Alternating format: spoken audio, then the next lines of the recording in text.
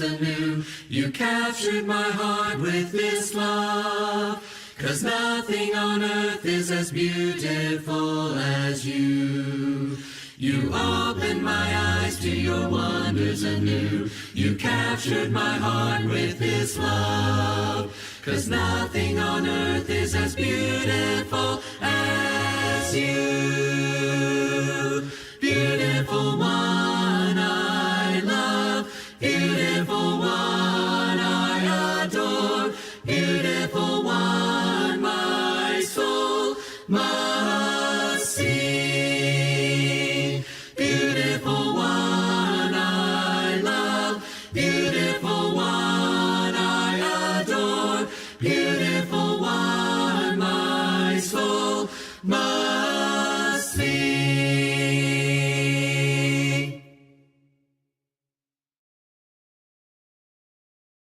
Faithful love flowing down from the thorn-covered crown makes me whole, saves my soul, washes whiter than snow. Faithful love calms each fear, reaches down, dries each tear, holds my hand when I can't stand on my own. Faithful love from above, came to earth to show the Father's love. And I'll never be the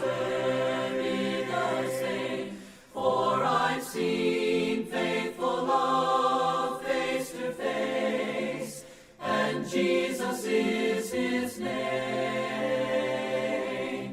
Faithful love is a friend just when hope seems to end. Welcome face, sweet embrace, tender touch filled with grace. Faithful love, endless power, living flame, Spirit's fire, burning bright in the night, guiding my way. Faithful love from above, came to earth to show the Father's love. And I'll never be the same, for I've seen faithful love face to face, and Jesus is his name.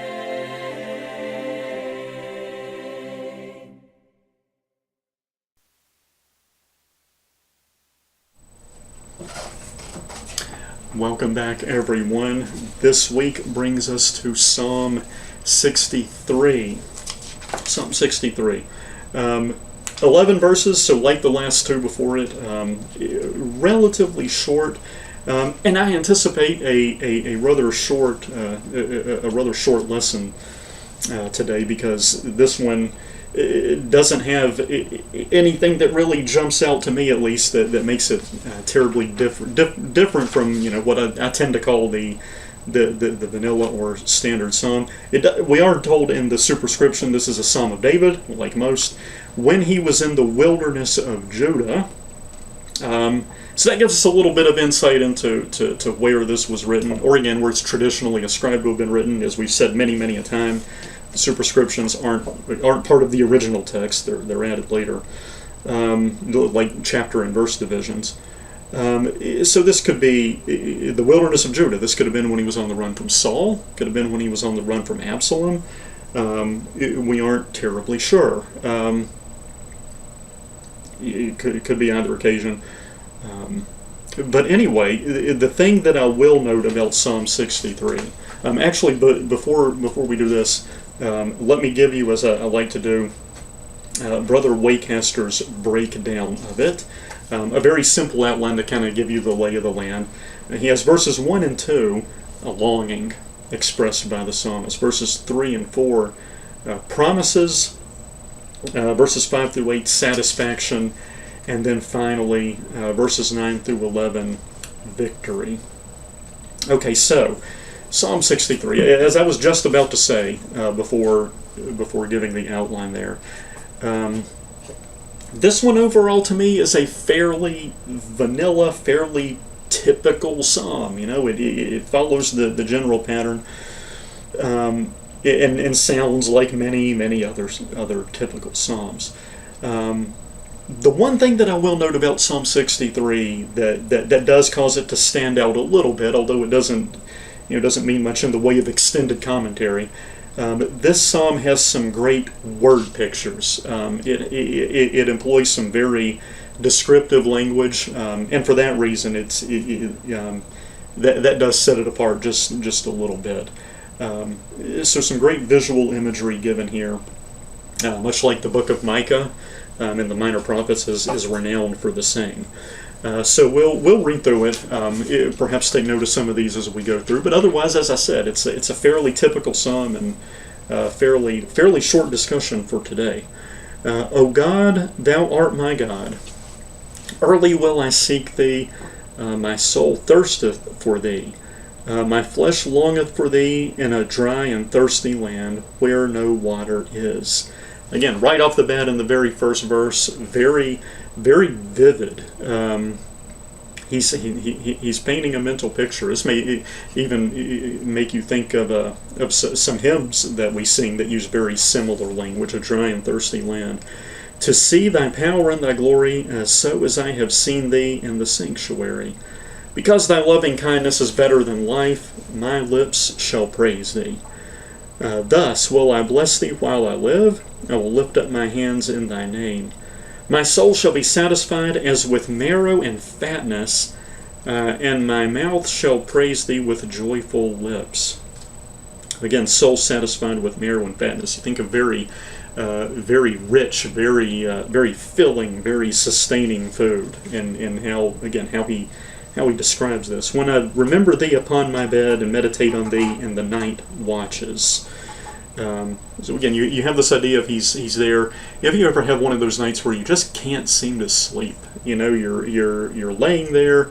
Your mind is constantly going. You're trying to quiet it down, and you just can't. You have perhaps a good example or suggestion here. When you find yourself, it reminds me, in fact, as I'm saying this, of a little sign I saw at a store somewhere. It said, hopefully I'll get it right. When you have trouble sleeping, don't count sheep, talk to the shepherd. Right? So it's a good thought, and perhaps this verse here from Psalm 63 fits alongside that. As he's laying upon his bed, meditating upon God in the night watches, he's thinking of these things, and he's thinking about the goodness of God and how God is to be praised. Why? Continuing on verse 7, because thou hast been my help, therefore in the shadow of thy wings will I rejoice. This fits right along with something we noted just, I guess, two or so weeks back with Psalm 61. Psalm 61:4, I will trust in the covert of thy wings. And on that occasion we noted Matthew 23:37, Jesus offering a similar picture there.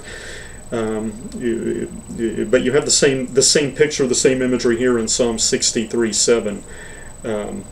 The psalmist being in the shadow of God's wings, where, again, going back to Psalm 61:4, where he wants to be. My soul followeth hard after thee, or in other words, right on top of him, so that he stays close and doesn't get lost. My soul followeth hard after thee, thy right hand upholdeth me. Right hand in particular, you see this expression sometimes in Scripture. The right hand generally is symbolic or descriptive of the hand, the idea of power and authority. Right, so you think about like the kings. You think about someone who's like a leader's right hand man. Right, this is someone who is right there, who helps them to exercise the duties of the office. So it talks about the God's right hand upholding him. The right hand symbolizing power and authority and the ability to do that. But those that seek my soul. Now here we go in verse 9. Again, a fairly typical psalm, right? You have all of these things we're accustomed to seeing in psalms as he's reflecting upon the praiseworthiness of God, how God has helped him. Again, admittedly here with perhaps a bit more descriptive language than we sometimes see. Here in verse 9 we turn back to another standard refrain of the Psalms.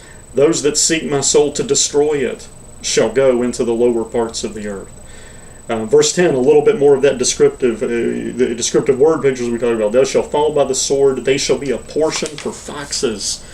So they're going to die, and they're going to be left there to be eaten by wild animals. But the king, verse 11, to finish off the psalm, shall rejoice in God. Everyone that sweareth by him shall glory, but the mouth of them that speak lies shall be stopped. So these last couple of verses here, we're going back a bit to perhaps what we had seen back in Psalm 62. Well, not just Psalm 62, but many a psalm before that we've covered. This idea that these enemies, these people that he's railing against, are not only enemies in the sense that they want to do him harm, but also in the sense that they are deceitful, they're conniving, they're scheming, they're liars. Again, as I said at the beginning, a fairly typical psalm. But I hope, like me, you appreciated some of the imagery and some of the fantastic word pictures we found in that one. So, Psalm 63. Next time, Lord willing, we will turn our attention to Psalm 64. Thank you for your attention. Over all the earth you reign on high, every mountain stream, every sunset sky. But my one request, Lord, my only aim, is that you reign in me again. Lord, reign in me, reign in your power over all my dreams. In my darkest hour, you are the Lord of all I am. So won't you reign in me again? Over every thought, over every word, may my life reflect the beauty of my Lord. 'Cause you mean more to me than any earthly thing. So won't you reign in me again? Lord, reign in me, reign in your power over all my dreams. In my darkest hour, you are the Lord of all I am. So won't you reign in me again? Lord, reign in me, reign in your power over all my dreams. In my darkest hour, you are the Lord of all I am. So won't you reign in me again? You are